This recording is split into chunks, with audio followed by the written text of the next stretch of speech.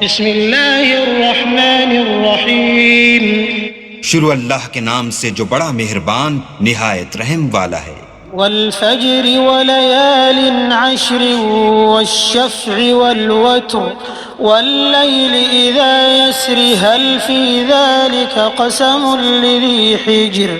فجر کی قسم اور 10 راتوں کی اور جفت اور طاق کی اور رات کی جب جانے لگے، اور بے شک یہ چیزیں عقل مندوں کے نزدیک قسم کھانے کے لائق ہیں کہ کافروں کو ضرور عذاب ہوگا.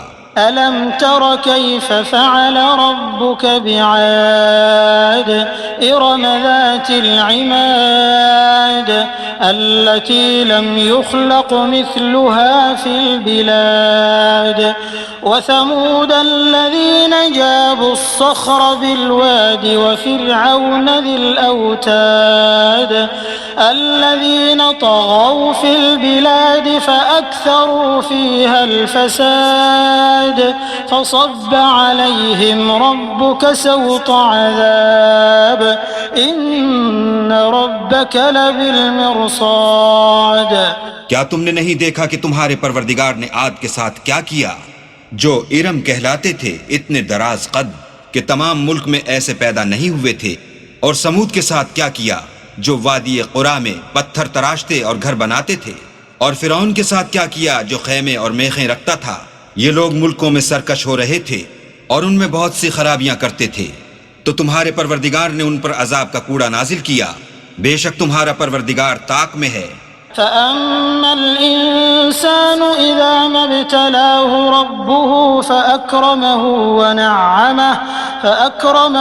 ونعمه فيقول ربي أكرمن وأما إذا ما ابتلاه فقدر عليه رزقه فيقول ربي أهانن كلا بل لا تكرمون اليتيم ولا تحاضون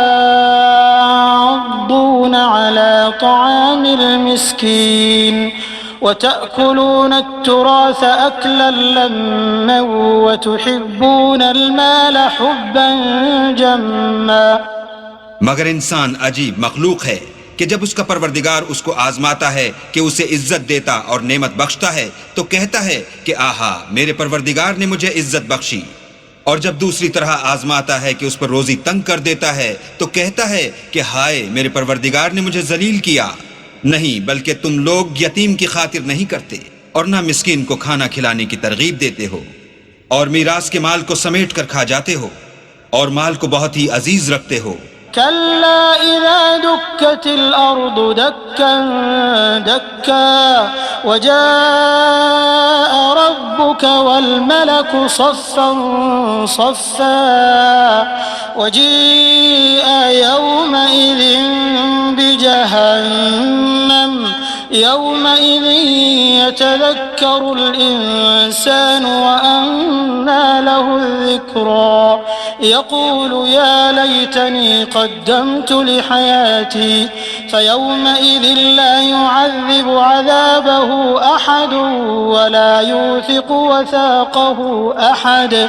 يا أيتها النفس المطمئنة ارجعي إلى ربك راضية مرضية فادخلي في عبادي وادخلي جنتي. تو جب زمین کی بلندی کوٹ کوٹ کر پست کر دی جائے گی اور تمہارا پروردگار جلوہ فرما ہوگا اور فرشتے قطار باندھ باندھ کر موجود ہوں گے، اور دوزخ اس دن حاضر کی جائے گی تو انسان اس دن متنبہ ہوگا، مگر اب انتباہ سے اسے فائدہ کہاں مل سکے گا. کہے گا کاش میں نے اپنی زندگی جاویدانی کے لیے کچھ آگے بھیجا ہوتا، تو اس دن نہ کوئی اللہ کے عذاب کی طرح کا کسی کو عذاب دے گا اور نہ کوئی ویسا جکڑنا جکڑے گا. اے اطمینان پانے والی روح، اپنے پروردگار کی طرف لوٹ چل، تو اس سے راضی وہ تجھ سے راضی. تو میرے ممتاز بندوں میں شامل ہو جا اور میری بہشت میں داخل ہو جا.